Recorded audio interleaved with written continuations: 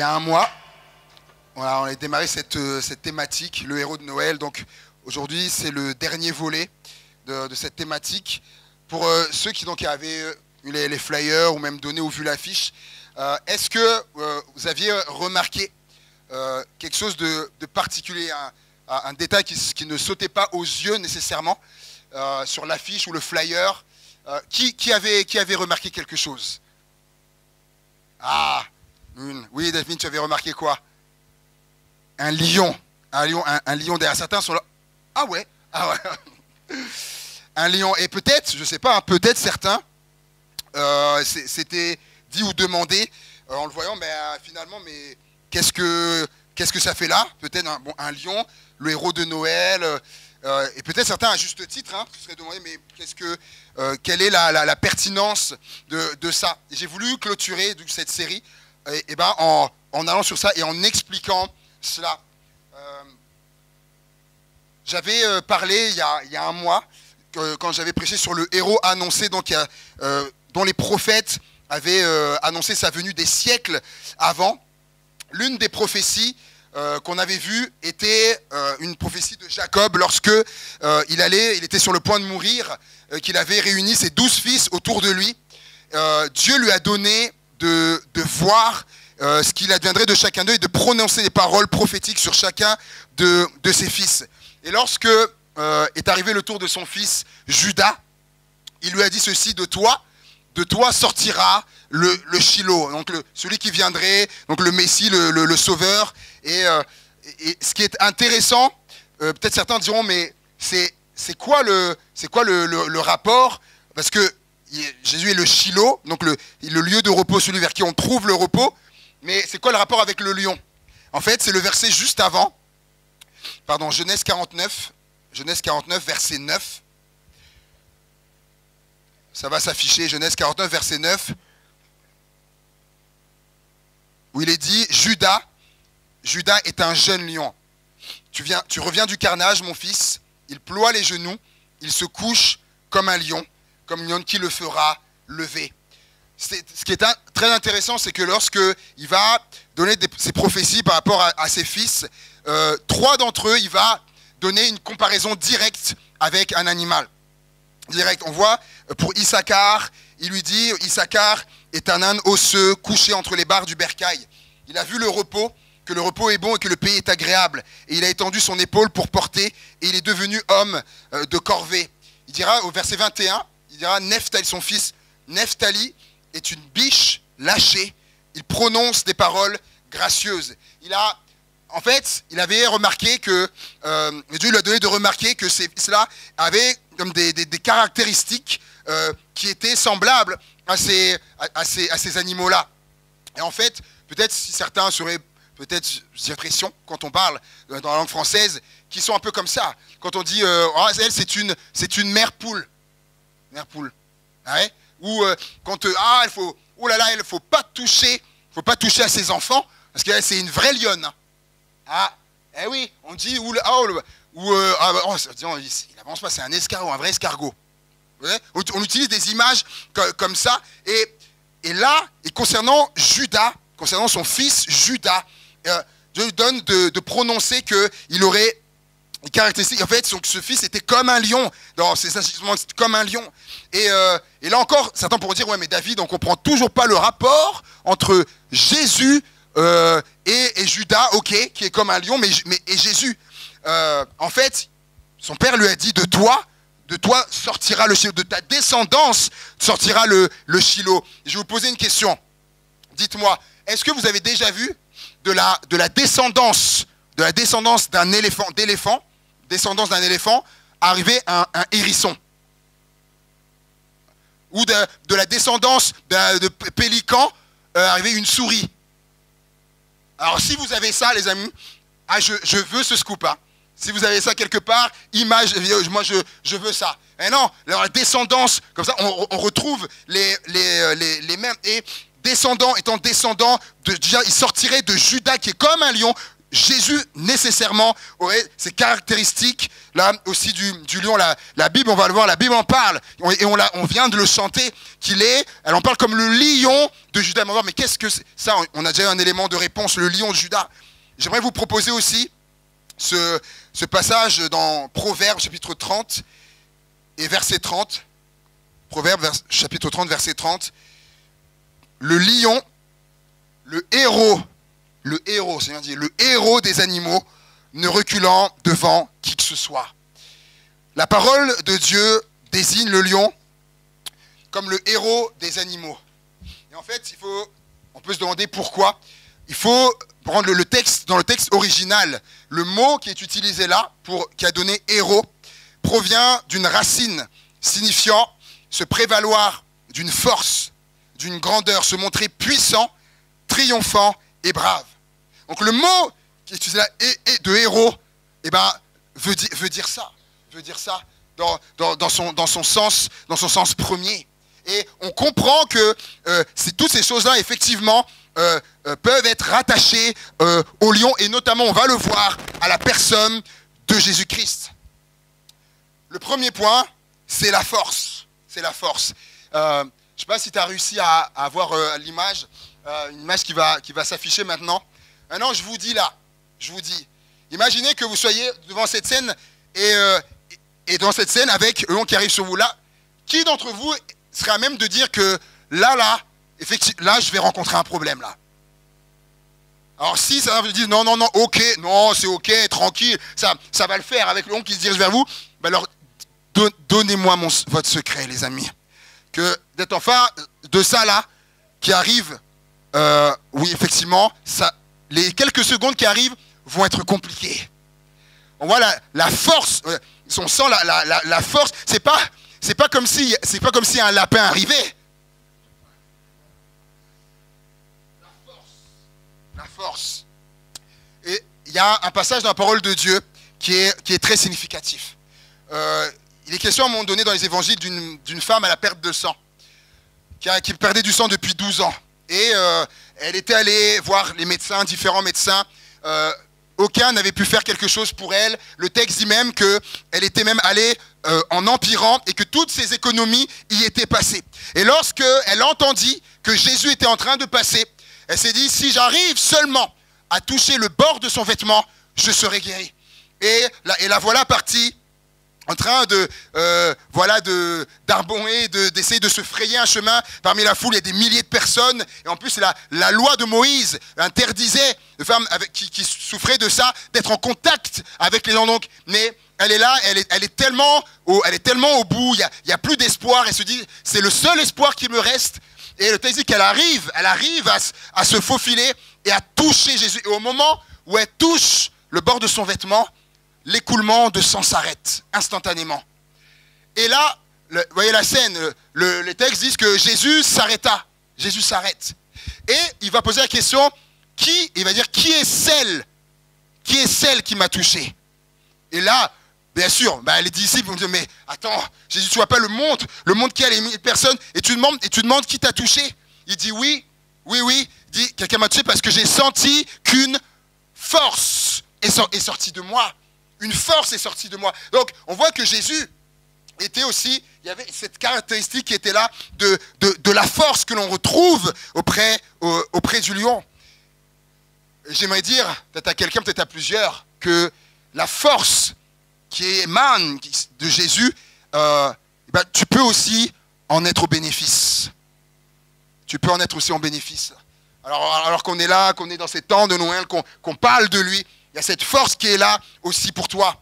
Le deuxième point, le deuxième aspect, c'est donc après la force, pour nous, c'est la grandeur.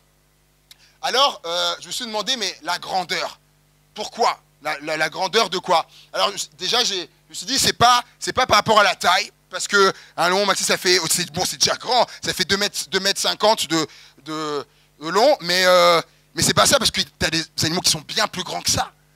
La grandeur, et en fait, j'ai compris. La grandeur, c'est par rapport à son statut, à sa position, qu'on appelle le roi des animaux, le lion. Et c'est là qu'est cette notion de grandeur, le roi, la royauté. La royauté. Et Et je me disais, même si certains, peut-être certains animaux, ça c'est moi qui le dis, hein, auraient peut-être voulu avoir ce titre-là de roi. Et non, c'est à lui que c'est revenu.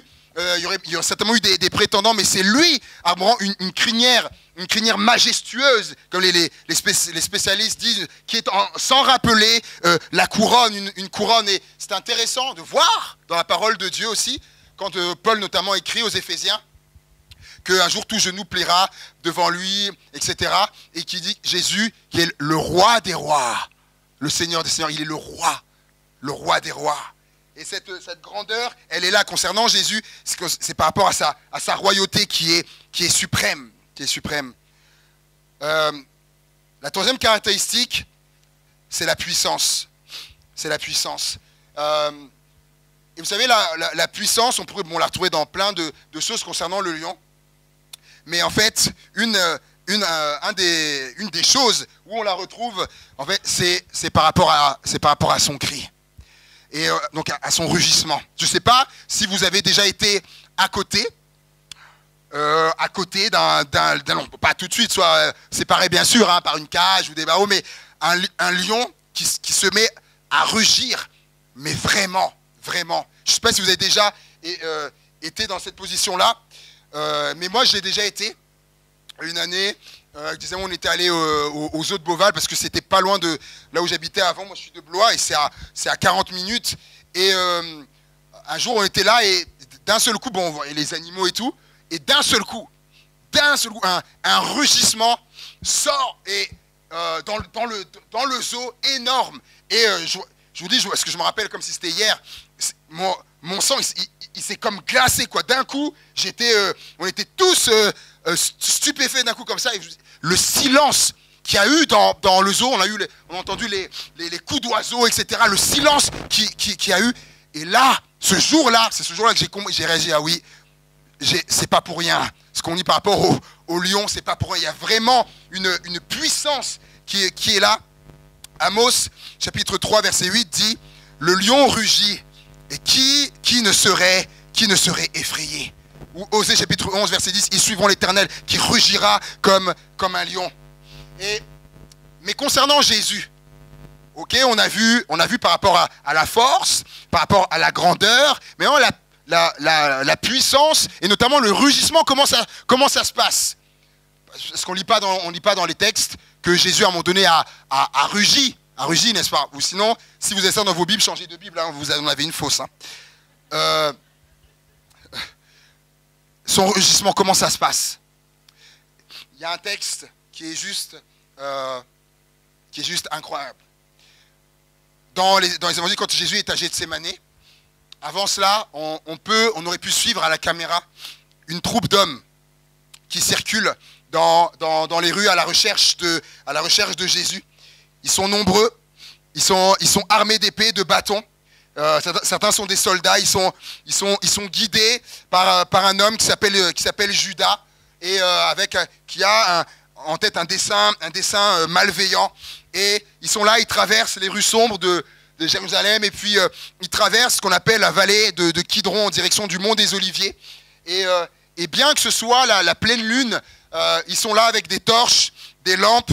Et on pourrait se demander, c'est quoi? Est-ce que le ciel était couvert? Ou est-ce qu'il se disait que certainement il serait en train de se cacher?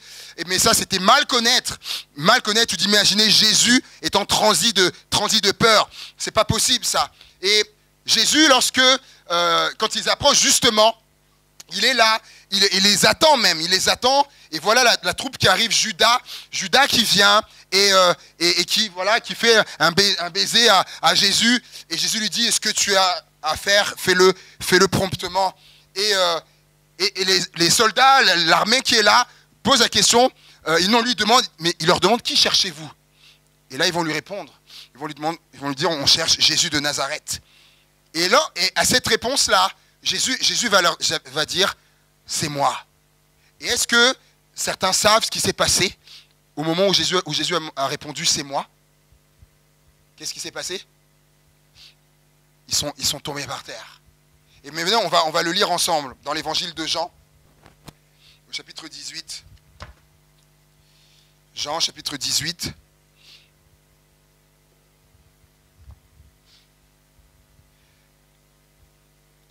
Et le verset 4, Jean chapitre 18, verset 4. Jésus savait tout ce qui devait lui arriver, s'avança alors et leur dit, qui cherchez-vous? Ils lui répondirent, Jésus de Nazareth. Jésus leur dit, c'est moi. Judas, celui qui le trahissait, était avec eux. Et lorsque Jésus leur dit, c'est moi, ils reculèrent et tombèrent par terre. Alors, dites-moi, qui de nous ici, alors aussi, a vécu quelque chose comme ça?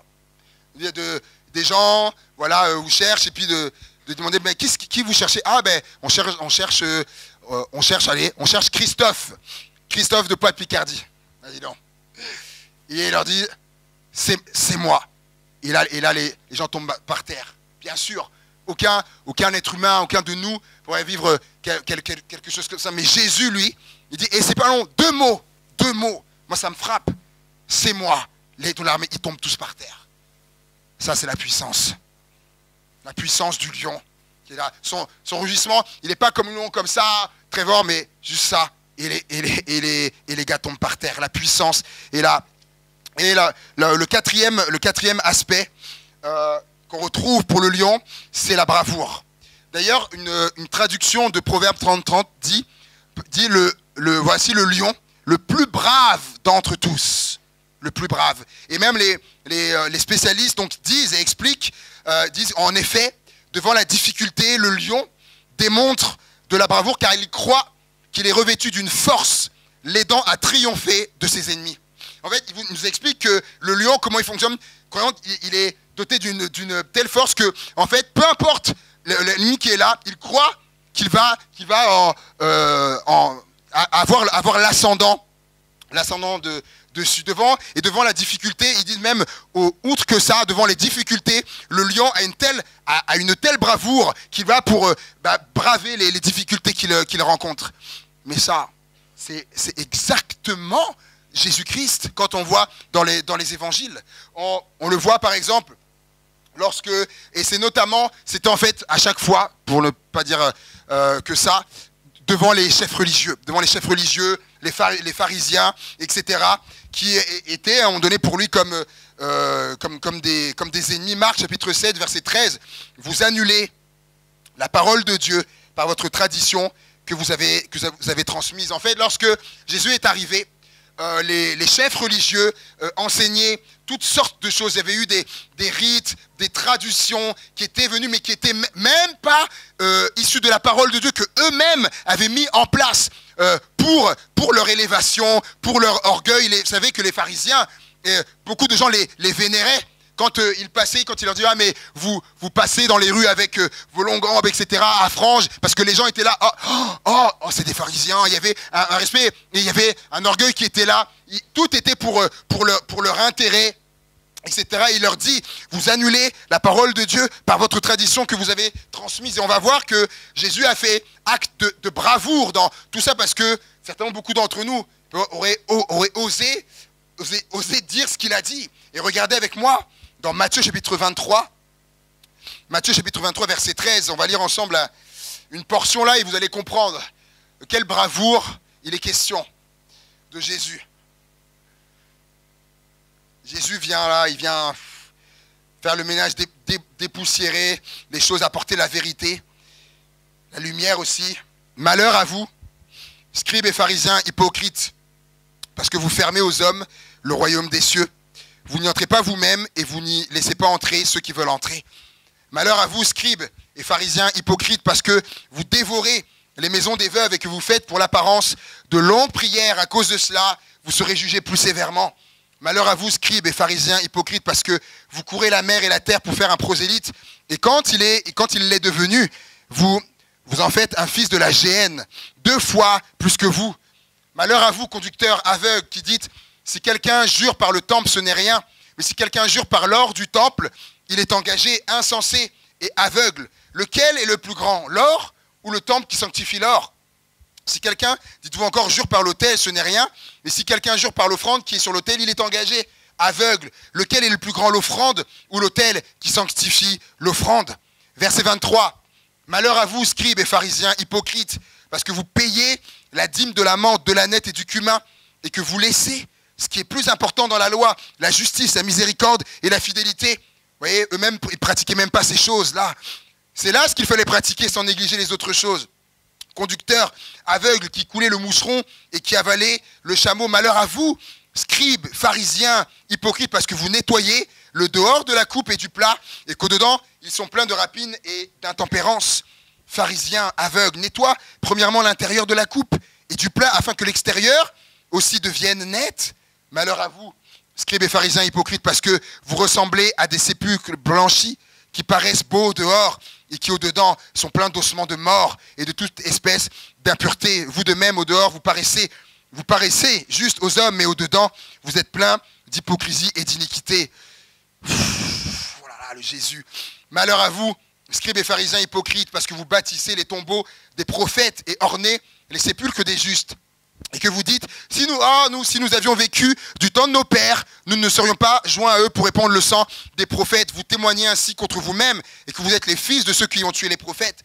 Comblez donc la mesure de vos pères, serpents. Il leur dit, serpents, race de vipères, comment échapperez-vous au châtiment de la géhenne? Jésus, il rigolait pas. Oh là là. Et on voit que Jésus s'est adressé comme ça. Les seules personnes à qui Jésus s'est adressé comme ça, c'était aux chefs religieux.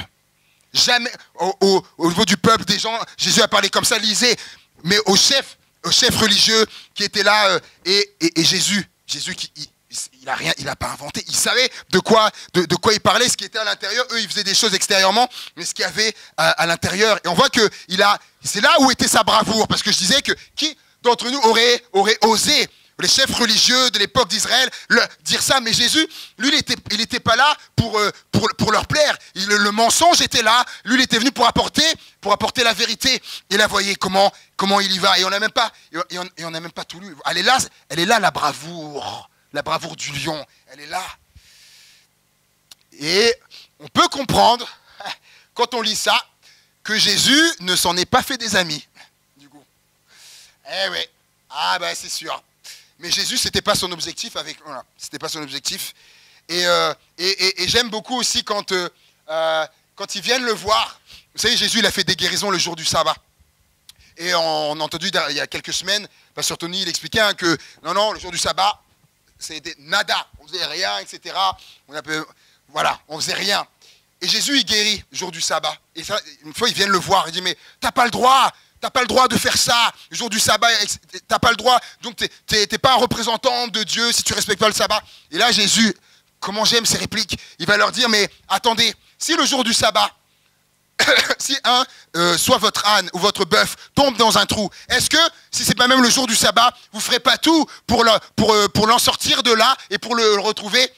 Et là, en face, personne parle. Mais oui, parce que Jésus avait raison.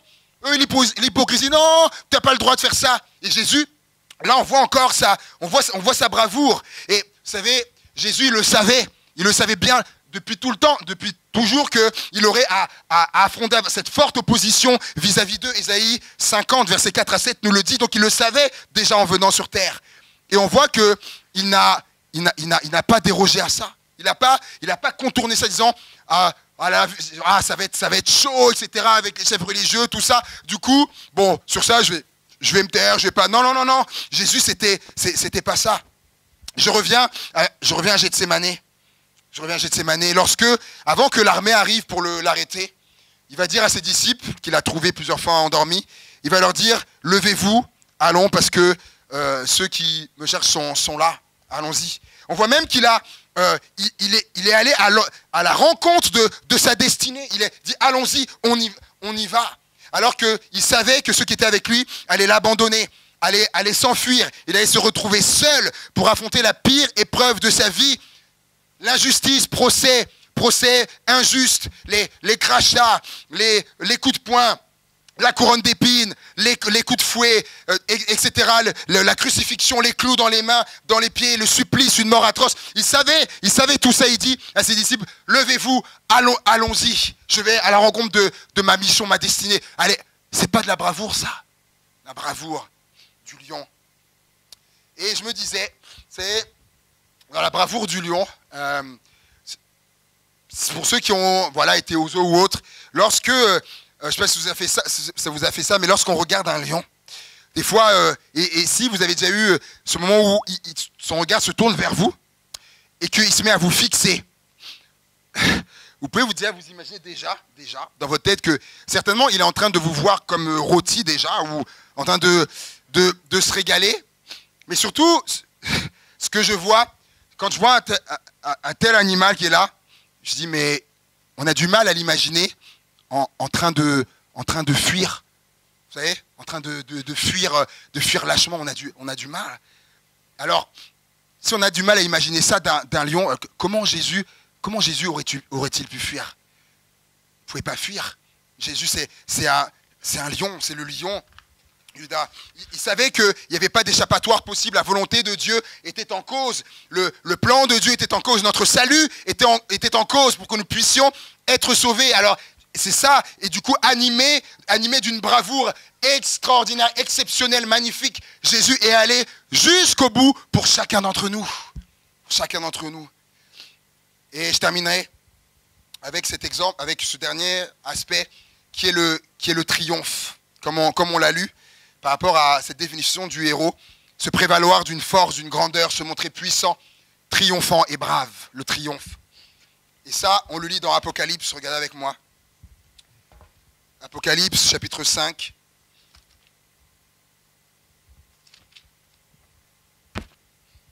Et le verset 5.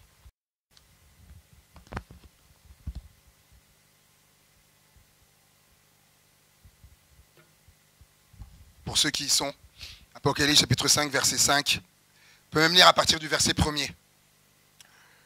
Puis je vis dans la main droite de celui qui était assis sur le trône un livre écrit à l'intérieur et à l'extérieur, fermé grâce à 7 sceaux.